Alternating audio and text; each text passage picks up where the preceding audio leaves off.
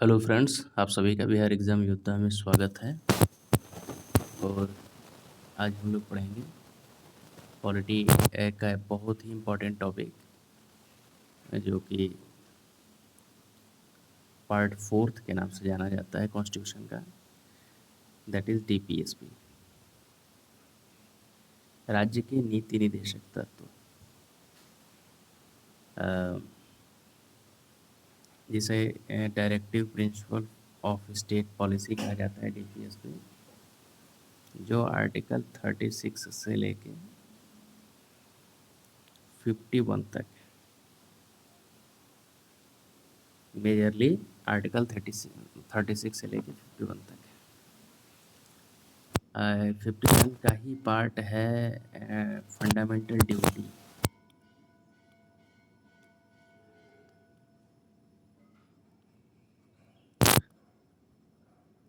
जिसे हम लोग अलग से पढ़ेंगे क्योंकि वो एक पूरा टॉपिक ही है। 42nd कॉन्स्टिट्यूशनल अमेंडमेंट को स्टडी करेंगे तो उसको भी पढ़ेंगे। खैर, इसके बाद ही उसका वीडियो आएगा। तो क्या हम डिस्कस कर रहे थे कि ये हम लोग पढ़ रहे हैं part 4 of constitution, that is from article 36 से लेके 51 तक, जिसे हम लोग directive principles of state policy कहा जाता है।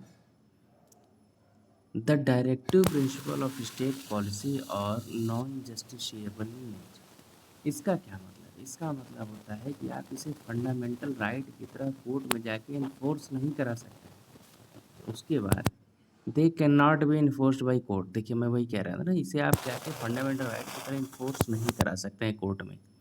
और इसका जो सबसे बड़ा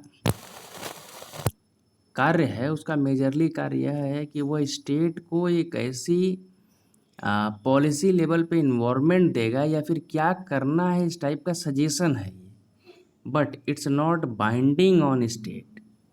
और ये स्टेट पे बाध्यकारी नहीं है कि यह करना ही है, जिसे आप कोर्ट में जाके इन्फोर्सिएबल करा सकते हैं।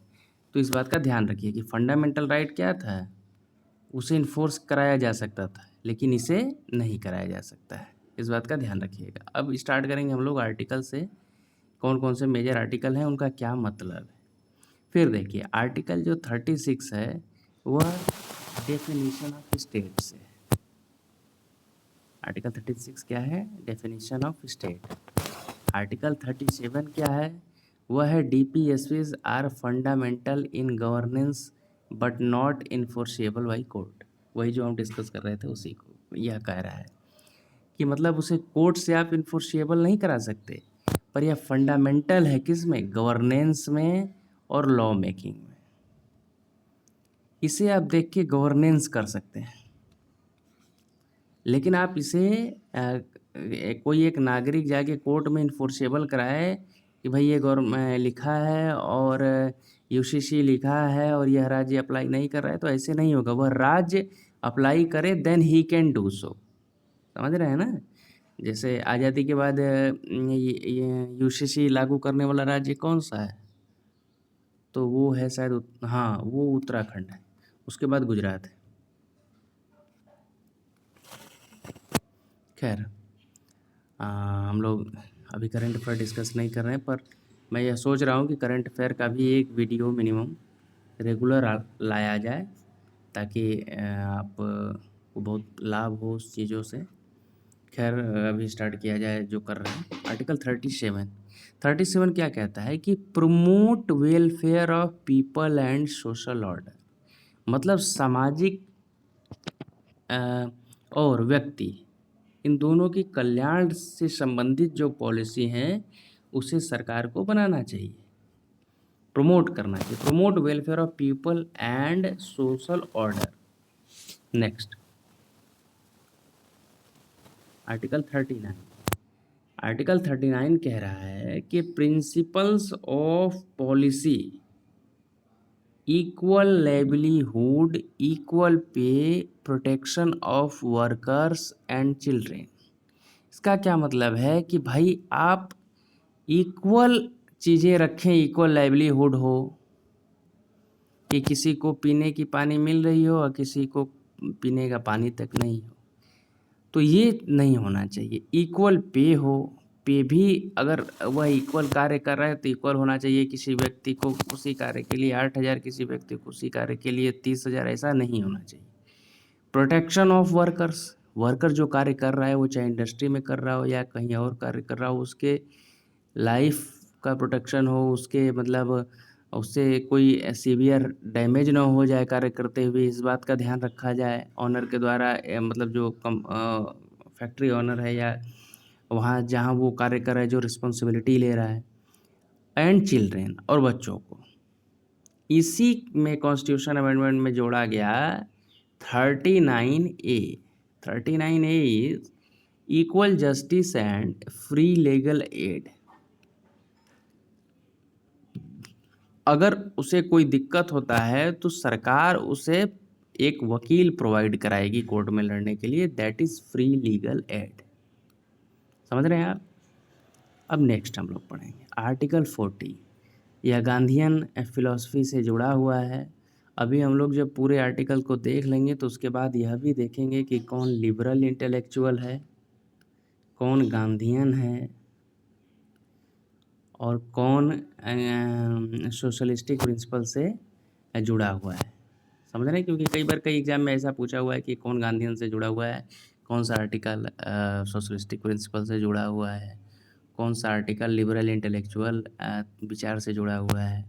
तो तीनों विचार समाहित हैं इस डीपीएसपी में, नीति राज्य के नीति निर्देशक तत्वों में यह तीनों विचार का समाकलन है। तो यहाँ हम लोग क्या पढ़ रहे थे? आर्टिकल 40। आर्टिकल 40 क्या कहता है कि ऑर्गेनाइजेशन ऑफ विलेज पंचायत। तो ऑर्गेनाइजेशन का क्या मतलब है? क्या ग्राम पंचायत बना? ऐसा नहीं, ग्राम पंचायत का ऑर्गेनाइजेशन करे, संगठन करे, मतलब वहाँ की जो आ, ग्राम स्वराज की बात हो, जो गांधी सोचा करते थे, या फिर वहाँ जो डिसेंट्रलाइजेशन की व्यवस्था हो, पंचायती राज हो, इन सब चीज़ों को प्रमोट करे। That is in article 40। 41 क्या कहता है कि right to work, education and public assistance. Right to work है, अगर कोई व्यक्ति कार्य करना चाहता है तो उसे राइट टू वर्क है, एजुकेशन है and public assistance. Right to education को तो फंडामेंटल राइट में डाल दिया गया है आर्टिकल 21A, सर्व शिक्षा अभियान। Next is article 42, just and human condition of work and maternity relief. मतलब एक ह्यूमन कंडीशन होना चाहिए जहाँ कार्य किया जा रहा हो, वर्क कल्चर अच्छा होना चाहिए, और मैटरनिटी रिलीफ के बारे में भी वह ऑर्गेनाइजेशन या सरकार ऐसा लॉ बनाए जिससे कि उन चीज़ों को लेवल प्लेइंग फील्ड हो सके। कि मतलब क्योंकि वीमेन मतलब प्रेगनेंसी के दौरान थोड़ा सा उनको एक अलग ही टाइप का चीज़ों को मतलब झेलना पड़ता है, बहुत सारा दिक्कत होता है, बच्चे का केयर करना, स्वयं का केयर करना। तो उस दौरान उसे मैटरनिटी रिलीफ मिले और जस्ट एंड ह्यूमन कंडीशन हो वहाँ कार्य का।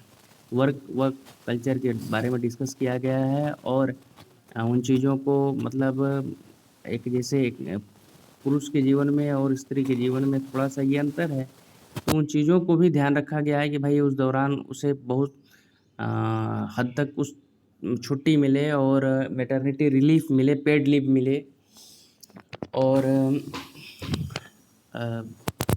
ह्यूमन कंडीशन हो वहाँ पे कार्य का। इन चीज़ों को आर्टिकल 42 में डिस्कस किया गया है। नेक्स्ट हम लोग पढ़ेंगे आर्टिकल 43। 43 क्या कहता है? 43 कहता है कि living wages and decent standard of life for workers.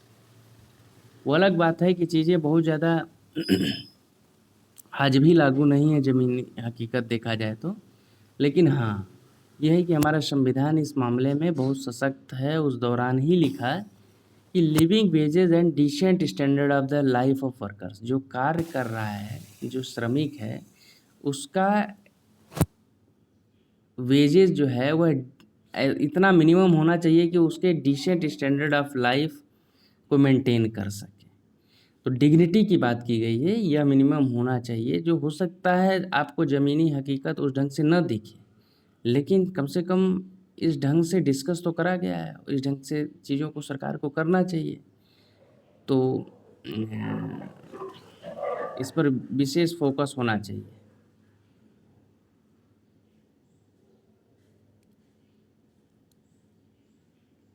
Next article is article 43A। 43A को जोड़ा गया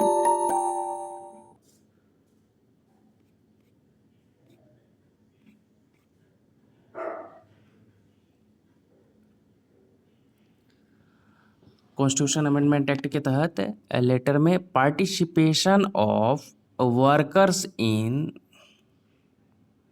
मैनेजमेंट ऑफ इंडस्ट्रीज, मतलब जो इंडस्ट्री पॉलिसी मेकिंग कर रही है उसमें एक वर्कर के इन्वॉल्वमेंट का भी आवश्यकता हो, जैसे वो चाहे संगठन बनाया हो वर्कर के द्वारा और उनका जो नेतृत्व कर रहा हो वो मैनेजमेंट में भी उस बैठता हो, समझता हो कि मतलब लेबर के अकॉर्डिंग पॉलिसी बनाया जाए। तो इस चीज़ों को यह आर्टिकल 43 डिस्कस कर रहा है। 43B के क्या कह रहा है, promotion of cooperative societies, cooperative societies को प्रमोट किए करे सरकार। तो इस बात को ध्यान रखिए, ए और बी 43 के। नेक्स्ट इज़ 44 क्या कह रहा है, 44 कह रहा है कि यूनिफॉर्म सिविल कोड होना चाहिए, समान नागरिक संहिता। मतलब जो कई पर्सनल लॉ होते हैं ना, लाइक हिंदूज मुस्लिम्स एंड अलग अलग, तो यह कह रहा है कि उन चीज़ों को पर्सनल लॉ के जगह पे यूनिफॉर्म सिविल कोड होना चाहिए। यह सरकार प्रयास करे, ऐसा लिखा हुआ है, पर ज़रूरी नहीं है कि वो इन्फोर्स कर ही दिया जाए, वो सर्कमस्टांसेस के हिसाब से देख के किया जाता है। Like there are so many tribals in India, तो उनके जो अपने कल्चर हैं, उनके जो अपने ट्रेडिशन हैं, उन चीज़ों को भी ध्यान देना होता है। तो दैट्स वाई मतलब इन सब चीज़ों को कंसीडर करके then government issue this all. But अब कई राज्यों में इम्प्लीमेंट होना स्टार्ट भी हो गया है, लाइक गुजरात में हो गया है एंड उत्तराखंड में हो गया है और बंगाल में भी शायद होने वाला है। तो इन चीज़ों को मतलब कई राज्यों में इम्प्लीमेंट किया भी जा रहा है। और नेक्स्ट हम लोग पढ़ेंगे article 45, early childhood care and education of children below 6 year. मतलब जो चाइल्डहुड है, बचपना है बच्चे का, उसका केयर करना है and education for children below 6 year. तो ये राइट टू एजुकेशन से भी कहीं ना कहीं कनेक्ट नहीं होता है, तो ये फंडामेंटल राइट में भी डाल दिया गया है आर्टिकल 21A। इस बात को ध्यान रखिए।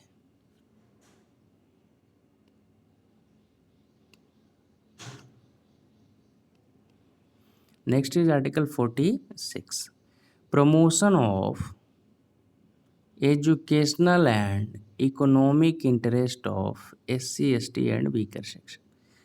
SC ST और वीकर सेक्शन के एजुकेशनल और इकोनॉमिक इंटरेस्ट को प्रमोट करना, ये आर्टिकल 46 में लिखा गया है। Next is 47, improvement of public health and prohibition of intoxicating drinks या ड्रग्स, यह आर्टिकल 47 में लिखा गया है कि इम्प्रूवमेंट ऑफ पब्लिक हेल्थ, जो पब्लिक हेल्थ है उस पर ज़रूर सरकार का फोकस होना चाहिए, उस पर ध्यान होना चाहिए और इंटॉक्सिकेटिंग ड्रिंक्स ड्रग्स को प्रोहिबिट करे, लाइक गांजा एंड अल्कोहल। तो इन चीज़ों को सरकार को प्रोहिबिट करना चाहिए ताकि पब्लिक हेल्थ एंड ऑर्डर बना रहे। Next is 48, organisation of agriculture and animal husbandry, prohibition of cow slaughter. Organisation, यह संगठन बनाना होगा कृषि, एग्रीकल्चर और एनिमल हस्बेंड्री से। FPO तमाम चीज़ों का उद्भव यहाँ से हुआ। और प्रोहिबिशन ऑफ काउ शेल्टर, गाय के शेल्टर को रोका जाए, प्रोहिबिशन एकदम प्रोहिबिट किया जाए।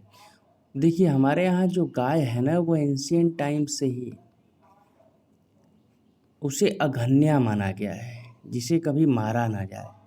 और वह माँ का दर्जा इस वजह से दिया गया क्योंकि वो एक इकोनॉमिक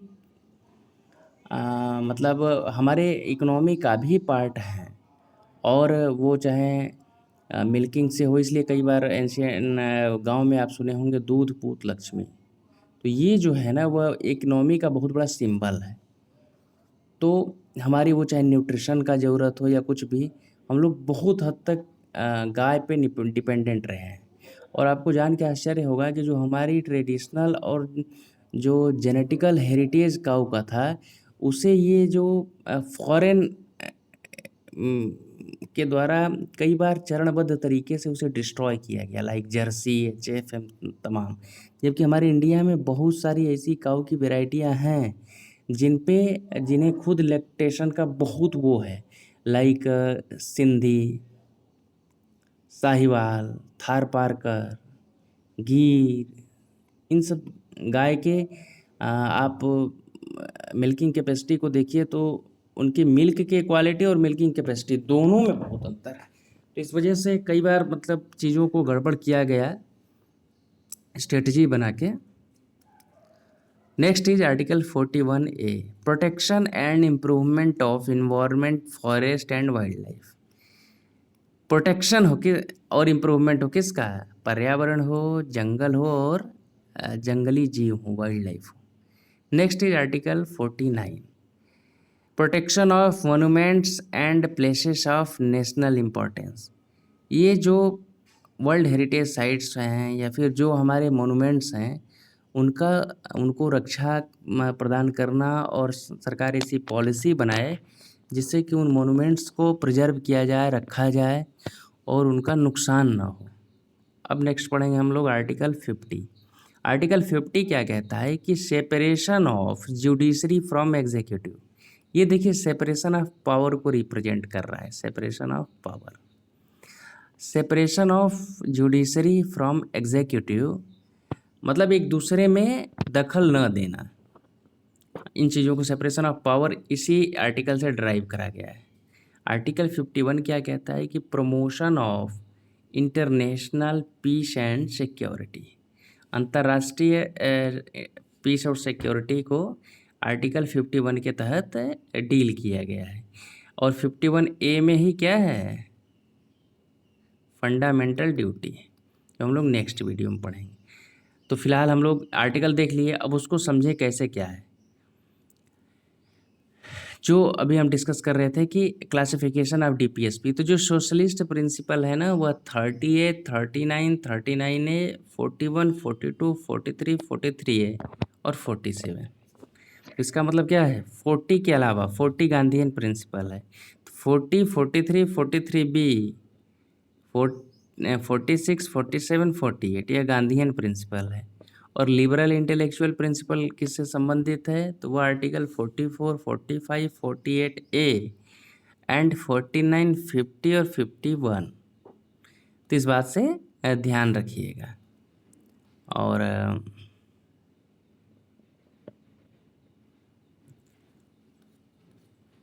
लगभग डिस्कस कर ही लिए। सो आज के लिए इतना ही। नेक्स्ट वीडियो विल कम सून। और आप लगातार पढ़ते रहिए। आपके 72nd बीपीएससी के लिए भी इम्पॉर्टेंट है और बीएसएससी के लिए भी आप स्टार्ट हो जाइए बहुत पढ़ना, क्योंकि नोटिफिकेशन आना स्टार्ट हो गया है। और बीएसएससी के बाद टीआरई वाले जो लोग हैं उनको भी यह सब इम्पॉर्टेंट है। और जो है कि चाहे बिहार एसआई हो, तो आप लोग स्टार्ट करिए और पढ़ते रहिए। और आपके पढ़ने में ज़रूर बिहार एग्ज़ाम योद्धा एक समर्पित है और आपके लिए कार्य करता रहेगा। और do like, share and subscribe, इससे अप्रिसिएशन मिलता है और कार्य करने का मोटिवेशन होता है। तो इस बात को ध्यान रखिएगा। And thank you, have a nice day. पढ़ते रहिए और बिल्कुल be oriented to your exams.